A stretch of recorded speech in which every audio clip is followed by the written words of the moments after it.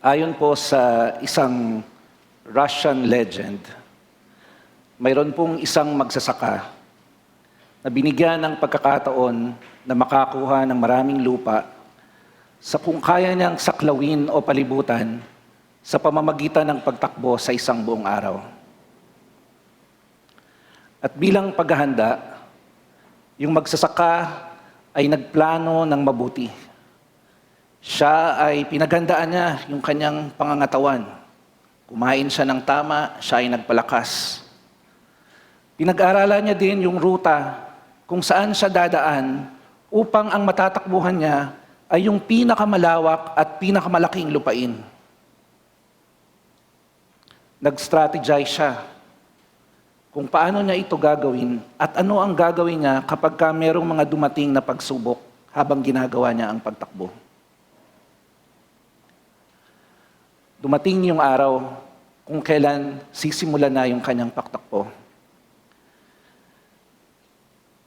At sa pagsikat ng araw, sinimulan ng magsasaka na tumakbo. Ginawa yan, in-execute niya yung kanyang strategy. Lahat ng dapat na daanan, gaano kabilis para maikutan niya yung pinakamalawak na lupa at yon yung kanyang makuha. Na-execute ng magsasaka yung kanyang strategy. At pagbalik niya doon sa kanyang pinagsimulan, at tiningnan niya yung lawak ng kanyang nasakop, ay namangha siya dahil sobrang lawak ng kanyang nagawa. Subalit napansin din ng magsasaka na hindi pa lumulubog ang araw. Hindi pa tapos ang araw. At dahil dito ang ginawa ng magsasaka, naisip niya na tatakbo ako uli doon sa kabilang direksyon naman para makakuha pa ng mas malaking at mas malawak na lupa. At ito nga yung ginawa ng magsasaka. Takbo, takbo. Hanggang makarating siya muli doon sa kanyang pinagsimulan. At sakto, pagdating niya doon sa kanyang pinagsimulan, ay lumubog yung araw. At namatay sa pagod yung magsasaka.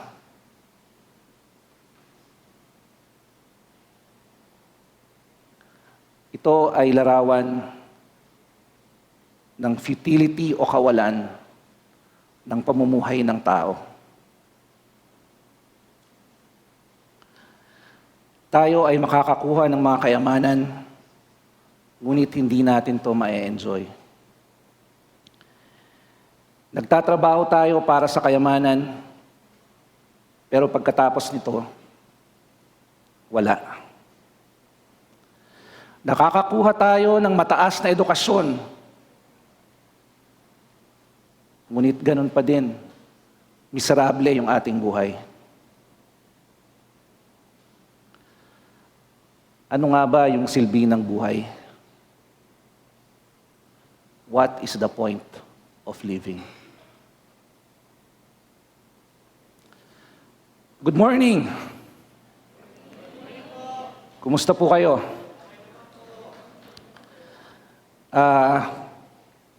Atin pong pasalamatan yung ating praise and worship team, mga kapatid, no? For leading us in worship this morning. Maraming salamat to the praise and worship team for preparing our hearts, our spirits, yung ating mga katawan para sa ating worship gathering today. Isa pong napakabuting bagay na tayo po ay magsama-sama dito sa ating simbahan, dito po sa All Generations, at atin pong itaas ang pangalan ng ating Panginoon. Kung hindi pa po tayo nagkakakilala, ako po si Brother Alex Tined at ako po ay isang elder ng ating iglesia. At kung ito po ang inyong unang pagkakataon na dumalo sa All Generations, kayo po ay wine-welcome namin at kami po ay masaya na kayo ay aming kasama ngayong umaga. Tayo po ay nasa huling linggo ng ating pong sermon series kung saan ating pinag-aralan at pinag-usapan ang ilang mga practical, subalit mga biblically founded principles kung papaano ba mabuhay. Noong unang linggo, pinag-usapan po natin sa pamamagitan ni Pastor Saul, yung papaano ba ang kahalagahan ng pagkakaroon ng purpose, ng vision, ng mission ng ating mga goals, ang tanong niya sa atin ay, what makes you get up in the morning? At nung sumunod na linggo ay pinag-usapan natin ang patungkol sa pagsusumikap, yung pagpupursigi upang marating natin yung ating mga pangarap. At kalimitan, ito ay nangangahulugan ng pagiging masigasig sa pag-aaral, pag-acquire ng iba't ibang kasanayan, ang role ng sacrifice upang marating natin yung ating pangarap, yung kahalagahan ng pagsusumikap. At yes, dun po sa mga kaedad ko, tama si Doña Delilah Atay-Atayan. Kaya ikaw dyan, hindi nyo na alam, magsumikap ka. At noong nakaraang linggo, ay pinakita naman na sa atin ni Pastor Saul kung ano yung bunga, yung mabuting bunga kapag ginawa natin ang mga lahat ng ito. Ang kahalagahan ng pagkakaroon ng tenacity, ng loyalty, ng consistency, at yung investment na gagawin natin at yung ating mga rewards na ating makukuha. At ang lahat ng ito ay patungo sa isang mabuting buhay.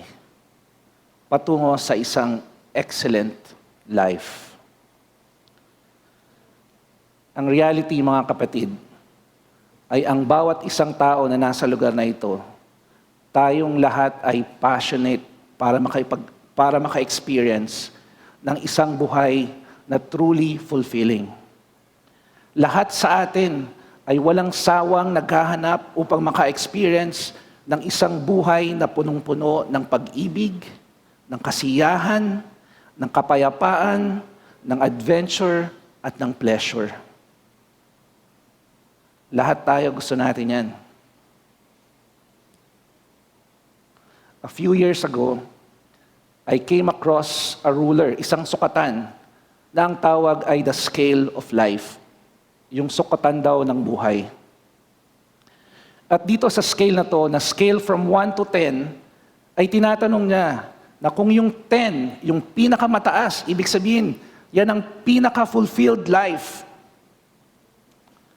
Nasaan ka sa buhay mo ngayon?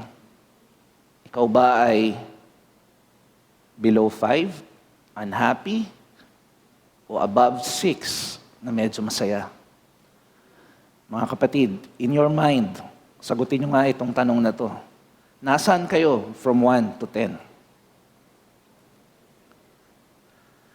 At using yung same na sukatan na yan, tanongin nyo naman yung iyong sarili. Saan nyo ba gustong makarating? Meron kayang gustong makarating sa 2? I'm sure mga nasa 9, 10, yan ang gusto nating marating. At pagkatapos ay tanongin nyo yung inyong sarili, ano ba yung kulang? Bakit wala pa ako dun sa gusto kong rating ng aking buhay? Ano pa yung kulang? At panghuli, ano ba yung plano? Ano ba yung gagawin ko para makarating ako dun sa 10 o makarating ako sa 9? Ngayong umaga ay pag-aaralan natin yung desire or yung quest ng tao sa isang buhay na fulfilled, sa isang excellent life. Titingnan natin kung ano ba yung sinasabi ng Biblia, kung bakit ba ito yung ating hinahanap at paano ba natin makukuha yung mabuting buhay. Gagawin natin to sa pamamagitan ng 3 chapters. Yung una, chapter 1, in the beginning. Titingnan natin, bakit ba ito natin ninanais, no? Chapter 2 ay patungkol dun sa unang lugar kung saan natin hahanapin ang isang buhay. At pangatlo, ay dun sa isang lugar kung saan lamang natin makikita ang buhay na fulfilled at buhay na excellent. Simulan po natin. In the beginning, it all starts in the beginning. Ang eksena, mga kapatid, sa unang pahina ng Biblia ay napakahalaga upang maunawaan natin kung sino tayo, kung bakit tayo naririto, kung bakit tayo naghahanap ng mabuti at lubos na buhay. Bakit ba gusto nating maging 10? In the beginning, God created the heavens and the earth. At ang sabi niya, ito ay mabuti. Nilikha niya ang mga halaman. Nilikha niya ang mga hayop. Nilikha niya ang lalaki, si Adan. Nilikha niya ang babae, si Eva. At inilagay niya ang lalaki at ang babae sa isang hardin, sa hardin ng Eden. At ang trabaho, at ang ibinigay niyang trabaho para kay Adan at kay Eva, ay ang maging kanyang imahe. Maging imahe ng Diyos. Upang ipagpatuloy nila ang kanyang malikhaing puwersa at upang pamahalaan ang mundo at palawakin ang hardin ng Eden. Lahat ng kabutihan sa hardin at lahat ng potensyal. Yan ang purpose ng tao. To be God's image. Ang lumikha. Ang mamayagpag at mag-flourish. Ang pamahalaan ng sanlibutan. Ang i-expand ang Garden ng Eden. Ito ka, mga kapatid. Ito yung iyong nature. Pero paano ito gagawin ng tao? Paano niya pamamahalaan yung sanlibutan? Paano niya malalaman kung ano yung kanyang lilikhain at paano niya malalaman kung paano niya ito lilikhain? Paano siya malalaman kung paano siya mag-flourish at paano siya mag-rule?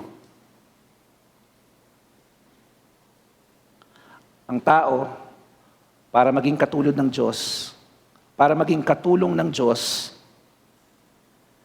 kailangan niya ng karunungan. Kailangan niya ng karunungan para malaman niya kung ano yung mabuti at ano yung masama. Ang sumunod na tanong, saan niya ito kukunin?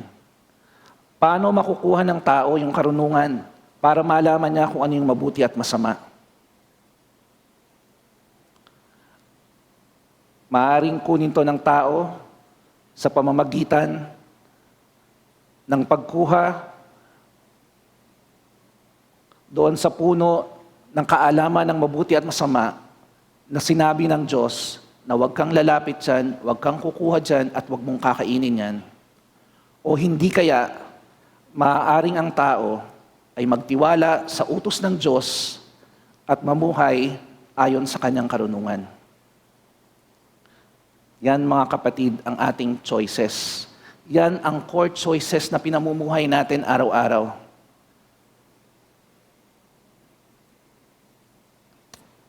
Paano ka magiging matalino upang ikaw ay mabuhay at hindi mamatay? Paano ka magiging matalino para maranasan mo ang magandang buhay sa halip na isang buhay na sira? Ang mamuno at mamahala kasama ang Diyos. Ang maging image bearer ng ating Panginoon. Ang mangnagana, ang mag-flourish. This is the good life. Ito, mga kapatid, yung hinahanap-hanap ng ating puso. This is the excellent life. Ito yung kung bakit tayo gumigising sa umaga. Dahil gusto nating maging 10 yung ating buhay. The good life is living in covenant partnership with our Creator, submitting to His guidance and wisdom upang ating mapalawak ang Garden ng Eden. Yan yung dinedesire ng ating puso. Yan yung pag tinanggal mo lahat, yung mga pandaraya na ginawa natin sa ating sarili, yung mga pandaraya na ginawa sa atin ng ating kaaway, yan yung makikita sa ating mga puso. Ang longing na makasama natin muli at makasama nating maghari ang Diyos. Subalit ang mga tao ay madaling madaya. Madali tayong madaya ng ating sarili. Gina-justify natin kung bakit natin ginagawa ang isang bagay. Ano yung kanta ni Pastor Ding? To be willing to march into hell for a heavenly cause. Gina-justify natin. Dinadaya natin yung ating mga sarili at dinadaya tayo ng mga masasamang kaaway na nasa ating paligid. At yung book ng Genesis, mga kapatid, yung entire Bible ay punong-puno ng mga storya kung saan may mga magulang na gumawa ng maling desisyon at ipinasa nila ito sa kanilang mga anak, minana ng mga anak, na sila ding mga anak ay gumawa ng mga maling desisyon na naging dahilan upang masaktan nila yung kanilang sarili at masaktan nila yung mga tao sa kanilang paligid. At pagkatapos, ay ipapamana nila ito sa susunod na generation. Ito yung cycle kung saan tayo nabubuhay.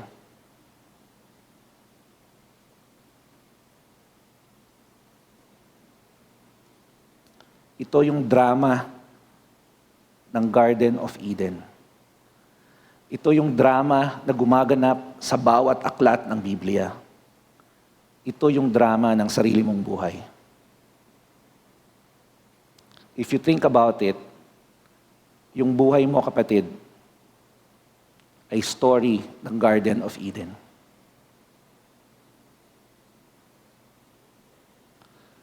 So where do you find life? Saan mo ba mahahanap ang buhay? Of course, the Bible has the answer.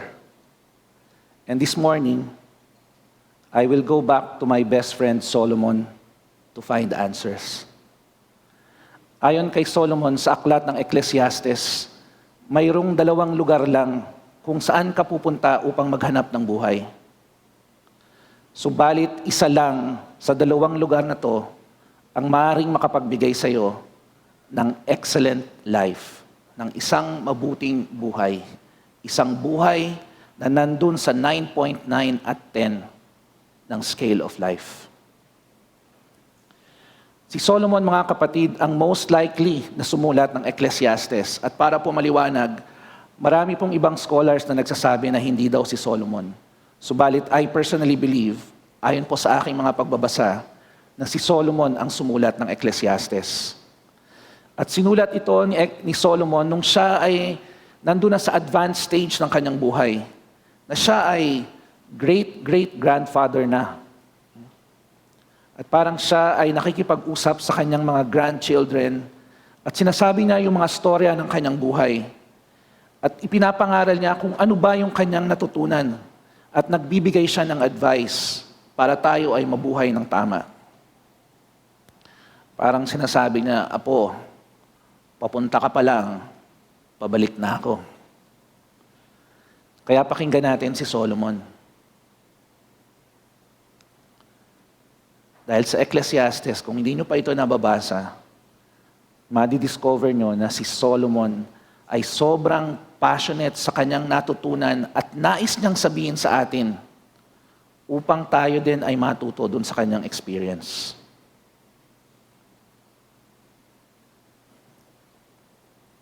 Chapter 2, Beyond the Sun. Under the Sun. Chapter 2. At ito ang sinasabi ni Solomon.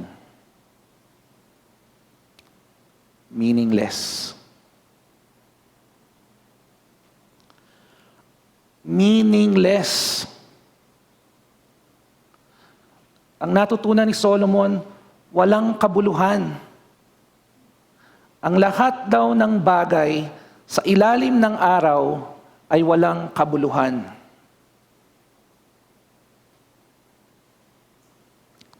Under the sun. Ito yung first place at ito yung default na pupuntahan ng tao para maghanap ng buhay. under the sun ay isang lugar kung saan wala ang Diyos. Kung saan inhiwalay natin ang Diyos sa ating buhay. Si Solomon ay very passionate na makahanap ng isang buhay na ganap at buhay na fulfilled. At dahil sa paghahanap niya na ito ay na-scrutinize niya. Tiningnan niyang mabuti itong lugar na ito. Tiningnan niyang mabuti ano ba yung mga bagay na makikita natin sa ilalim ng araw. Si Solomon ay nag-set out ng isang experiment. Sabi nga, titingnan ko yung pleasure. Maghahanap ako ng pleasure sa mga bagay under the sun. At titingnan ko kung makukuha ko ba yung excellent life na aking hinahanap. Gusto kong malaman kapag yung aking sarili, yung aking katawan, yung aking soul, yung aking kaluluwa, yung aking puso, ay inihalo ko sa pleasure, makukuha ko ba yung excellent life? Tingnan natin yung mga ilang bagay na tiningnan ni Solomon at pinaghanapan niya ng buhay. Una, wine. Sinubukan ni Solomon na mag-experiment sa pamamagitan ng wine. So lahat ng alak, sinubukan na siguro ni Solomon, lahat ng wine. Kung nabubuhay si Solomon ngayon, mga kapatid, I'm sure, hindi bilog at 4 kantos yung kanyang iinumin. Malamang yung mga makalad, single malt, mga J&B Blue, diyan susubukin ni Solomon kung makikita niya ba yung buhay sa pamamagitan ng alak. Hangover, acid reflux, liver problems, minsan masaya, pagkatapos nito, wala na. Ang sabi ni Solomon, yung pursuit daw ng fulfillment sa pamamagitan ng alcohol ay frustratingly empty. Pangalawa, sinubukang hanapin ni Solomon yung fulfilled life sa pamamagitan ng wealth and properties. Sabi niya, gumawa siya ng maraming projects, marami siyang bahay. Yung castle ni Solomon, yung bahay ni Solomon, mas matagal niya pa tinayo kaysa dun sa pagpapatayo niya sa templo ng Diyos. Ganon kagrabe yung laki ng bahay na pinagawa ni Solomon para sa kanyang sarili. Meron siyang mga gardens, meron siyang mga parks, meron siyang mga slaves, marami siyang mga herds and flocks kaysa kahit sinong tao sa Jerusalem. Ayon sa estimate, kung sa panahon natin ngayon, yung worth ni Solomon daw ay $2.1 trillion. Trillion, mga kapatid, dollars. In comparison, yung pinakamayamang tao ngayon sa mundo, yung may-ari ng mga LV, mga Marc Jacobs at Sephora, ang kanyang worth ay 215 billion. Si Kuya Tony yata, 1.1. Si Jeff Bezos, $201 billion. At dito sa Pilipinas, yung pinakamayamang tao, si Manny Villar, $11.4 billion. Yung 2.1 trillion, mga kapatid, ay, ano ba yan? 2,000 billion. So wala sa kalingkingan yung kayamanan ng mga tao ngayon sa yaman ni Solomon. Pero ano yung kanyang conclusion? I'm worth $2.1 trillion, but life is meaningless. Sinubukan ni Solomon na hanapin ang buhay sa pamamagitan ng mga relationships. Si Solomon, merong 700 wives at 300 concubines. Isa lang naging girlfriend ko. Isa lang din naging asawa ko. It is safe to say na si Solomon ang pinakamaraming relationship. Isang tao na nagkaroon ng pinakamaraming relationship sa mundo. Kuya Tony, saludo tayo kay Solomon. 700 na asawa yung nag-aabot ng kape. Yung sa atin, isa lang, pakiusapan pa. And yet, despite the many relationships ni Solomon, ang kanyang conclusion, meaningless. Walang kabuluhan. Sinubukan ni Solomon na hanapin ang fulfillment ng buhay sa pamamagitan ng power, ng fame, at ng glory. Sabi nga, I became greater by far than anyone in Jerusalem before me. Siya ay mas powerful, siya ay mas sikat kaysa dun sa ibang mga naging hari ng Jerusalem. Yung lahat ng mga tao pumupunta sa Israel dun kay Solomon para makapag-selfie lang sa kanya. Yung Queen of Sheba, nung dinalaw si Solomon, amazed na amazed dun sa lawak at karangyaan na meron si Solomon. Ang sabi nga, kung ano yung gusto ng aking puso, ginawa ko yun. Kung ano yung gusto ng aking mata, binili ko o kinuha ko yun. I never said no to myself, sabi ni Solomon. Subalit, matapos ang lahat ng ito, nung tiningnan niya yung lahat ng ginawa ng kanyang mga kamay, lahat ay walang kabuluhan. Para lang akong nakikipaghabulan sa hangin.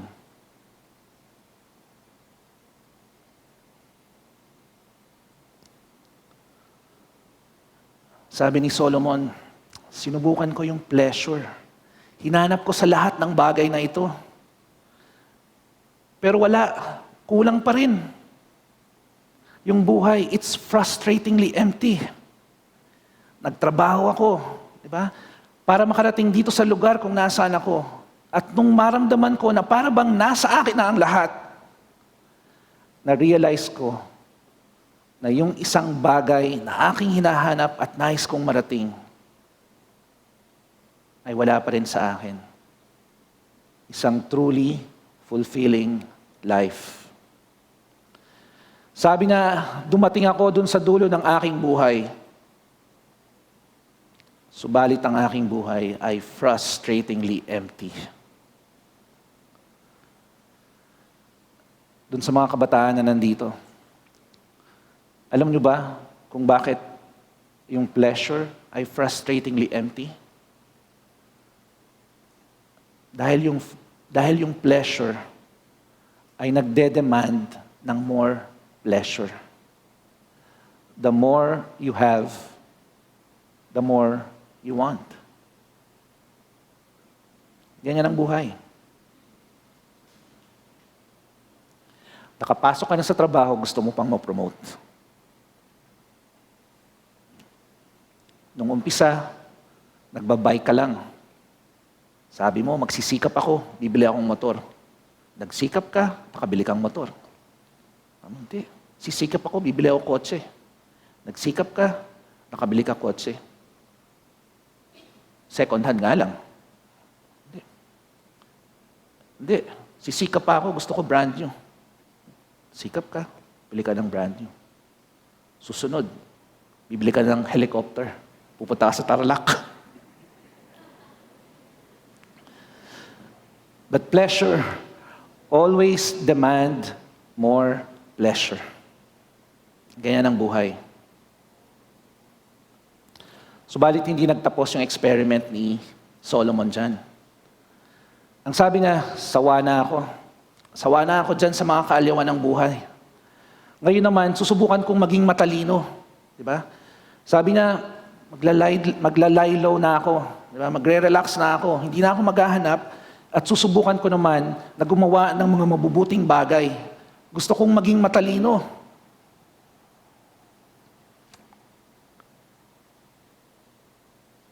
Subalit pagkatapos niyan,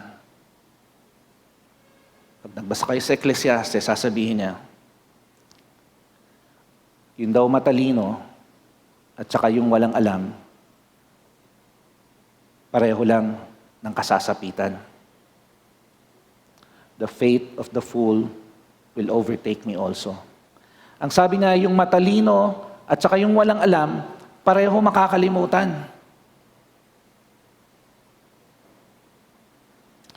Ang sabi niya, yung mangmang at yung matalino, pareho lang yung makukuha sa dulo ng kanilang buhay. Walang ceremony na magsasabi na ikaw ay first place, ikaw ay second place. Lahat ng tao, pare-pareho ang makukuha sa dulo ng ating mga buhay. Isang kahon na ibabaon sa ilalim ng lupa. Sabi ni Solomon, life is frustratingly empty. Sinubukan niya ang pleasure, it's empty. Sinubukan niyang gawin yung wise thing, empty. At patuloy na nagsaspiral si Solomon habang nire-reflect niya yung mga bagay na ito. Parang nawawala na siya ng pag-asa, no? Sabi niya, trabaho ako ng trabaho, nagsistay up ako sa gabi para matapos yung aking mga project, wino-worry ko yung aking trabaho. Pero pagdating at ako ay namatay, ang sasabihin sa akin, wala kang pwedeng dalhin. Lahat ng nakuha mo, iiwanan mo dito sa lupa. Kung paano ka pumasok sa mundo, ganyan ka din lalabas. Empty-handed. Walang dala-dala. Ganyan ka frustrating ang buhay sa ilalim ng mundo. Lahat ng iyong naipundar, lahat ng iyong naipon, pag ikaw nawala, iiwanan mo lang yan dun sa mga tao na wala naman silang ginawa, pero papakinabangan nila yan. That's how frustrating empty life is. Meaningless. Walang kabuluhan.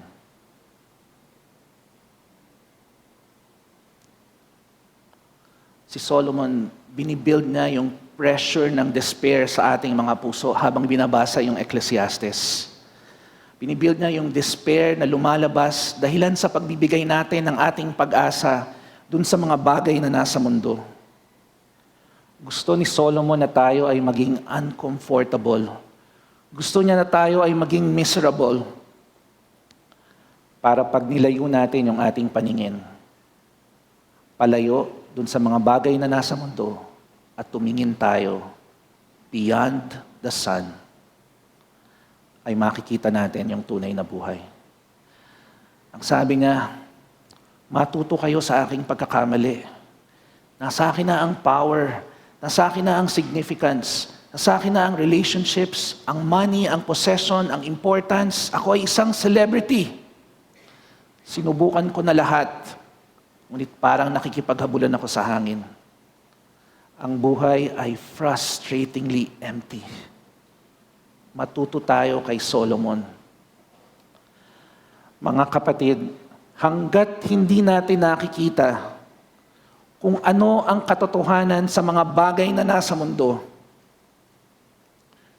hindi tayo pupunta at hindi tayo lilingon doon sa lugar kung saan tayo ay makakakuha ng tunay na buhay.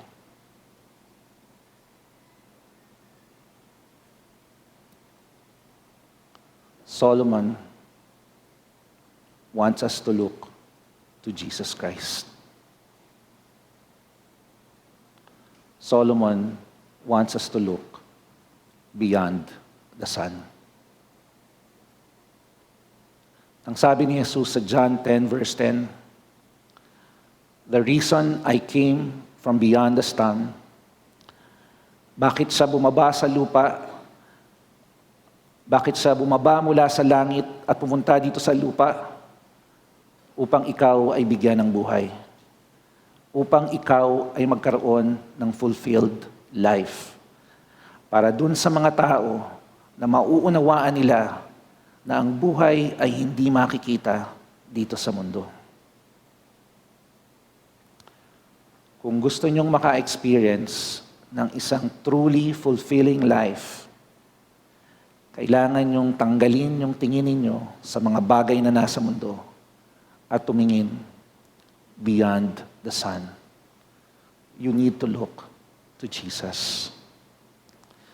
Si Solomon, ang sabi niya, under the sun, walang mga bagay na bago. Subalit si Jesus, siya ay naparito para magbigay ng mga bago. Hindi mahalaga kung sino ka, kung saan ka galing. Kapag ikaw ay dumating doon sa isang lugar, doon sa punto ng iyong buhay na naunawaan mo kung sino si Jesus, bakit siya namatay sa krus, at namatay siya para sa complete forgiveness ng iyong kasalanan, maliwanag ang Biblia. Doon sa pagkakataon na yon, ikaw ay isang bagong nilalang.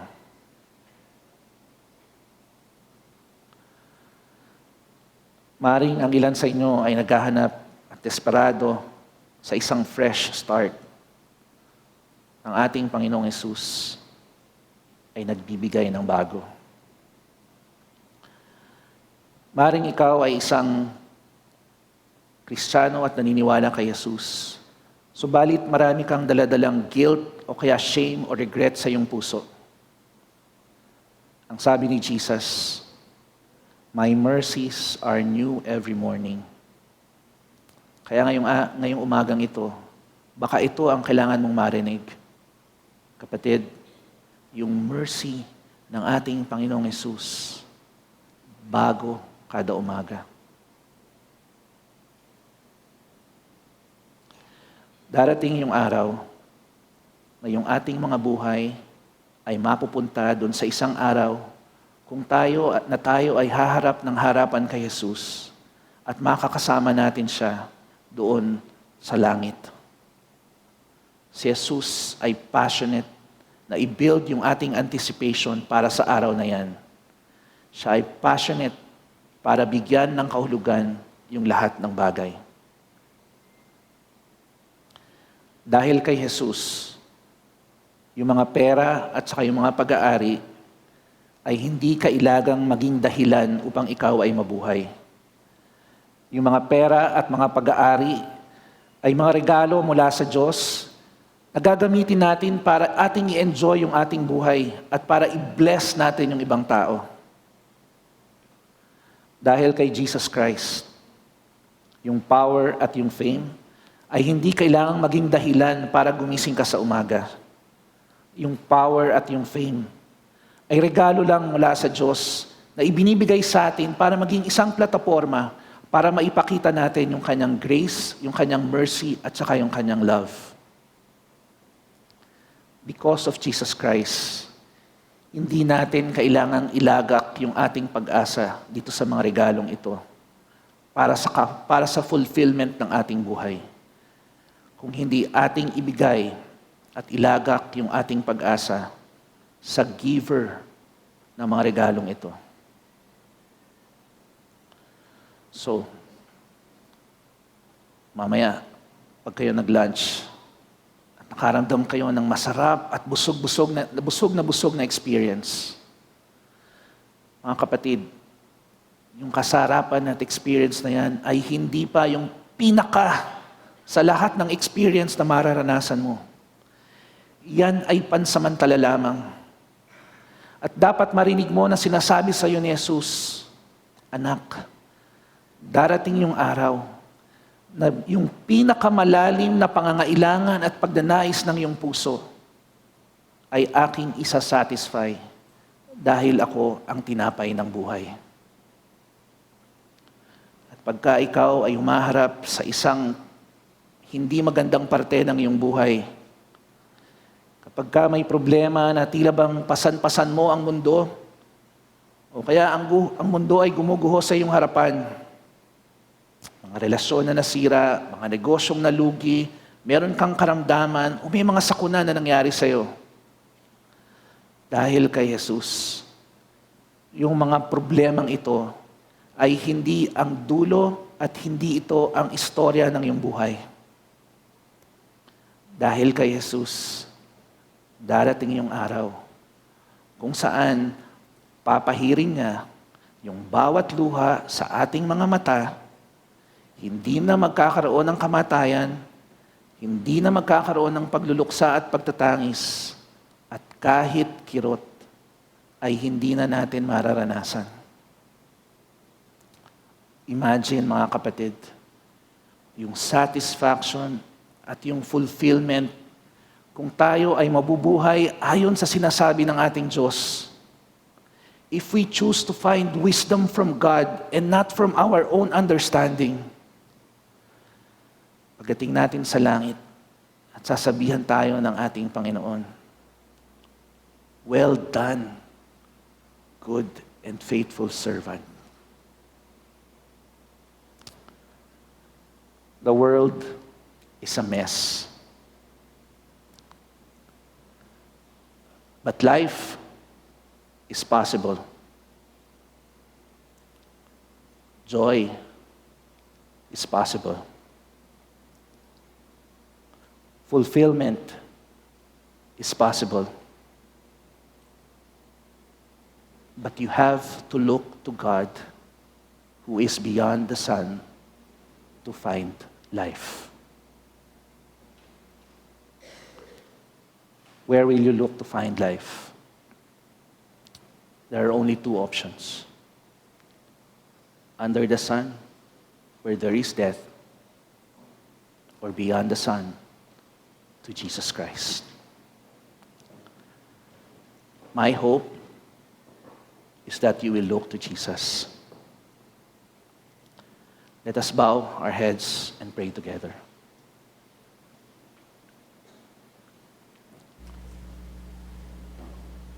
If you are here this morning and you are a believer of Jesus Christ, please hear this, and I say this gently and with love.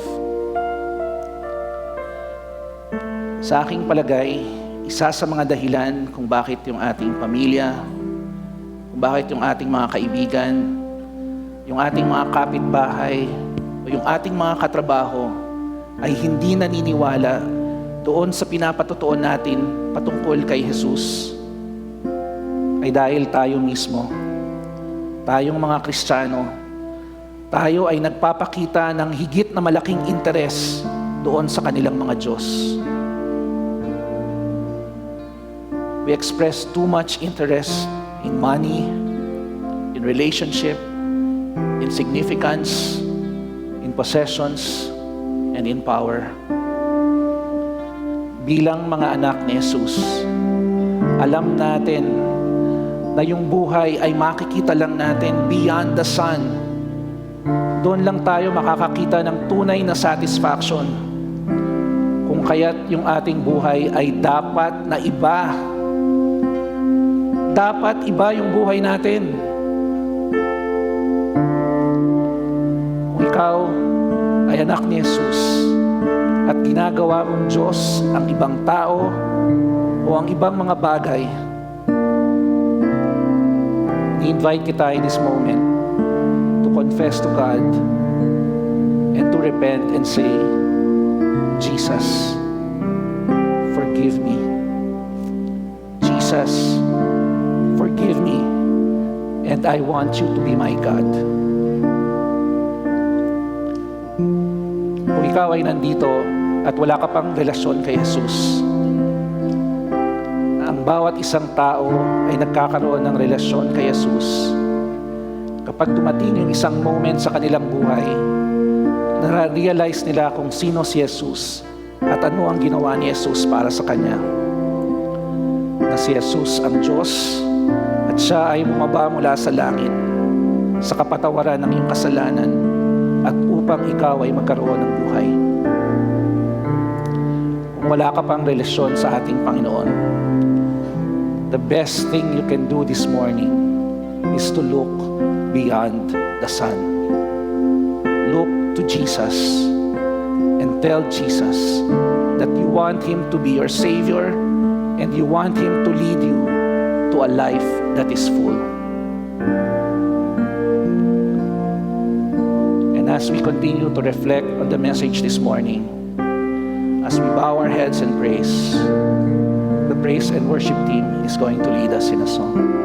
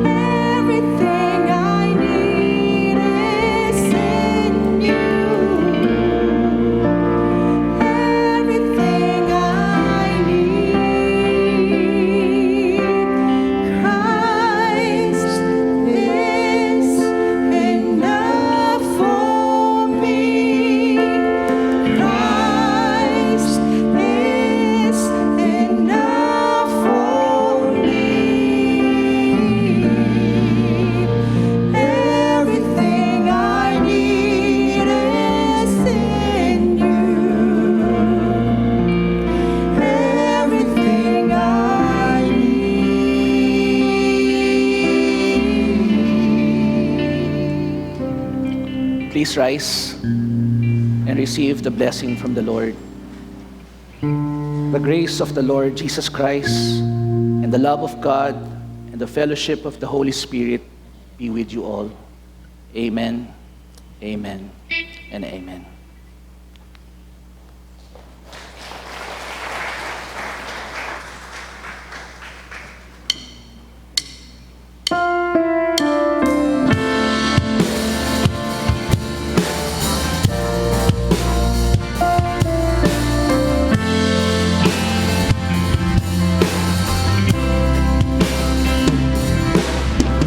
Christ is my reward.